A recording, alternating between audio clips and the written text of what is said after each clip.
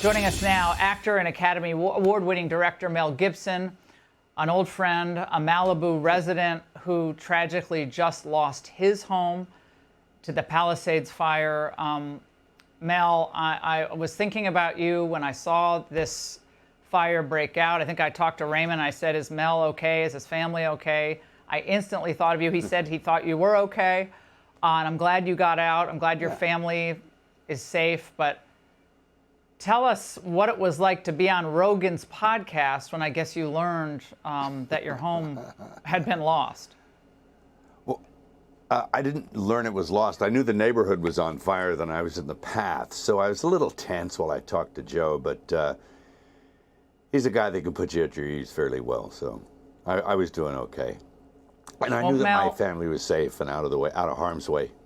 Were you able to get possessions that, of course, are really immaterial when you have your family, but I've been to your house. It was an incredible home, beautiful home.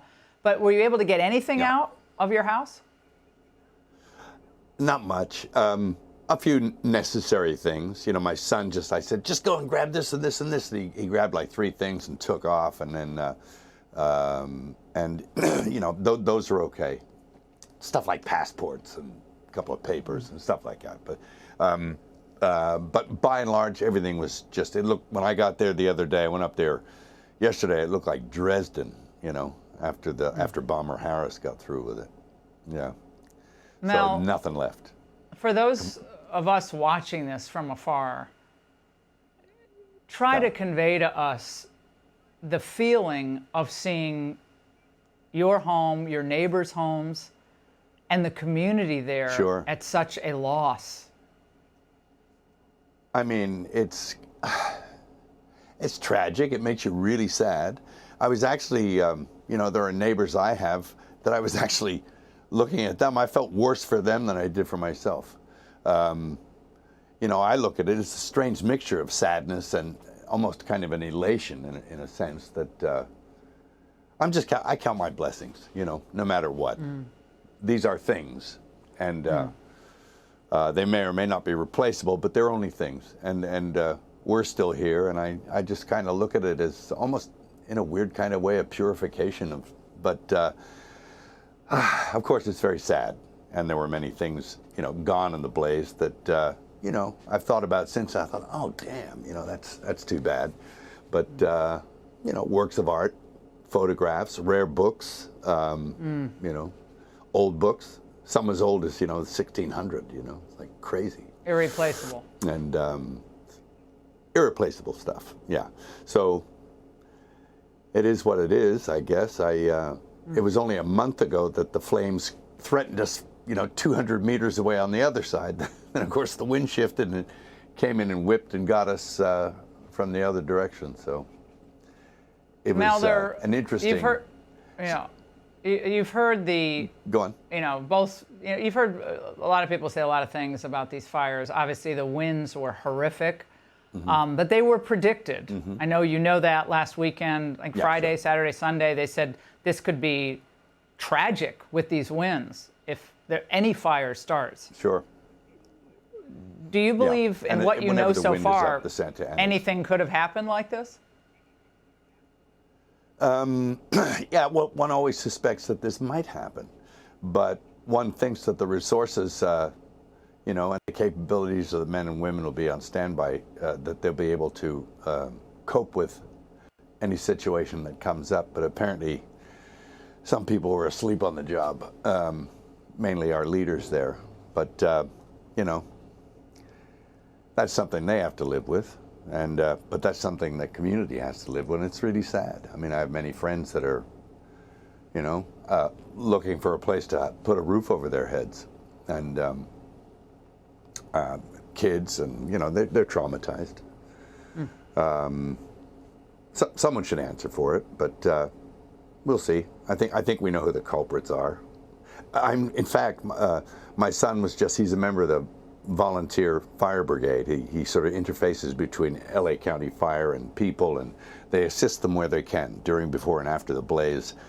And apparently the residents in Corral Canyon caught an arsonist up there, And the guy was all tooled up with fire gear and equipment and stuff like that, and ready to go. And he had been lighting fires, but they corralled the guy in Corral Canyon and gave him to the police. So yeah, there are apparently people that actively going around looking for these conditions. Yeah. Yeah, apparently, Mel, that individual was never charged. It's a very confusing set of facts because apparently he was reportedly trying to light things on fire, but it's not the fires, I guess, that they. I mean, it all seems very bizarre. But they have not ruled out that arson could have started the first fire. There's obviously still investigating this, and at the same time, Mel, there are numerous complaints, as you alluded to, that the fire hydrants did not have water or water pressure, and the LA fire chief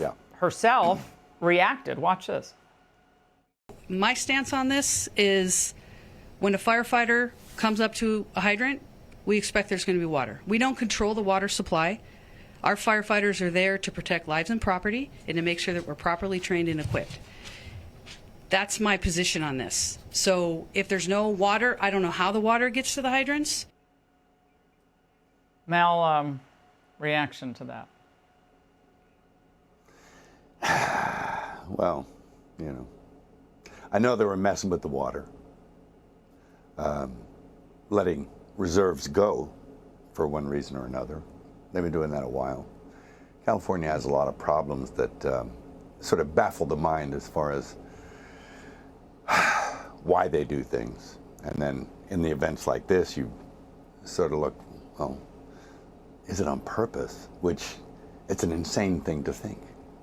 But one begins to ponder whether or not there is a purpose in mind. What could it be? I don't know.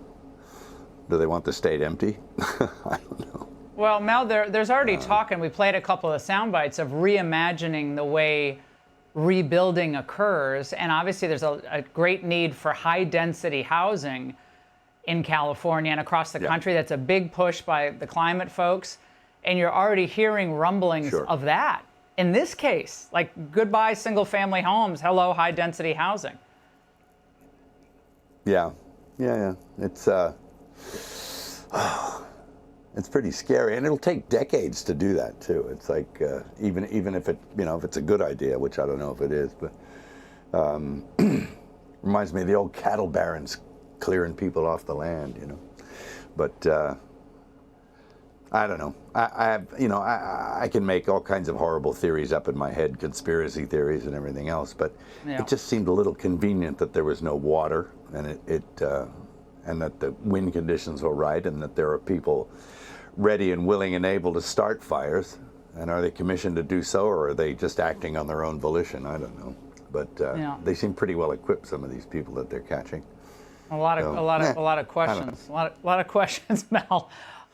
Mel, a message tonight. I'll sift through the remains of my place and see if I can find any clues for you. Mel, any message from you to Governor Newsom or Karen Bass tonight? Spend less on hair gel. That's it. Yeah. What can I say to them? Not big admirer of either, but there you go. Now, Mel, I know multiple shows and films have been put on hold. Everyone's livelihood has been put on hold, been involved in these fires, affected by the fires. And I know you have a film, Flight Risk, that's coming out in just 2 weeks. First film you've directed since 2016's Hacksaw Ridge, which we love. The Ingraham family loved Hacksaw Ridge. So what can we expect with the industry going through changes already with these fires affecting production? And I can't wait for this film. Oh, sure. There's going to be, I think, people will have to adapt. Very few things are made in California now anyway. Over all these years, the playing field never really got leveled as far as, tax exemptions and all this advantages and you could get from making film here. So, production goes on in the various places that it does. And I think for the industry, geez, times of crisis have always been good for the entertainment industry. Not that I'm saying any crisis is good, no, but I think people want, they want to be entertained during those times, and they like escapism and just things for pure entertainment, which is what I was trying to do with Flight Risk anyway. It's just a pure entertainment piece. But well, we need it. We need pure entertainment. And Mel, you know what else we need? You know what else we need, which I cannot wait to talk to you about at length, is the resurrection. And I know you've been working on that for quite a long time. But how wonderful it will be for us to have the resurrection in film. And what can you tell us briefly? Yeah. Briefly? Wow. It's an ambitious thing, and it's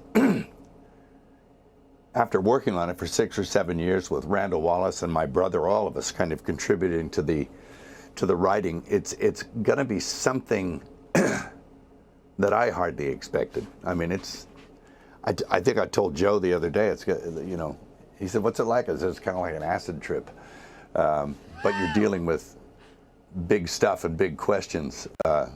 In other realms, and it'll certainly be theologically and visually and artistically for me challenging. But you got to step up to the plate and take a swing, right? Oh no, Mel, you've never done that. You've never done that in your career. Mel, I'm so glad that you're okay. You've helped me in times of crisis. When I was going through cancer, I will never forget. You called me and gave me really great words of wisdom about treatment, and you were so fabulous all those years ago, 20 years ago, actually. And so I thought about you. Man. It was 20 years ago. That's how long I've known you. Yeah. Wow. It's a long time. Yeah. We've not aged at all. You're doing it up here. You're doing that up here. Yeah. Yeah. 20. Oh, my God. Yeah. Yeah. I'm a little gray. Yeah. No, not you. Mel, I'm so glad you're okay. Thank you for reminding us that our spiritual life sustains us in these very, very challenging, difficult, tragic times. Click here to subscribe to the Fox News YouTube page to catch our hottest interviews and most compelling analysis. You won't get it anywhere else.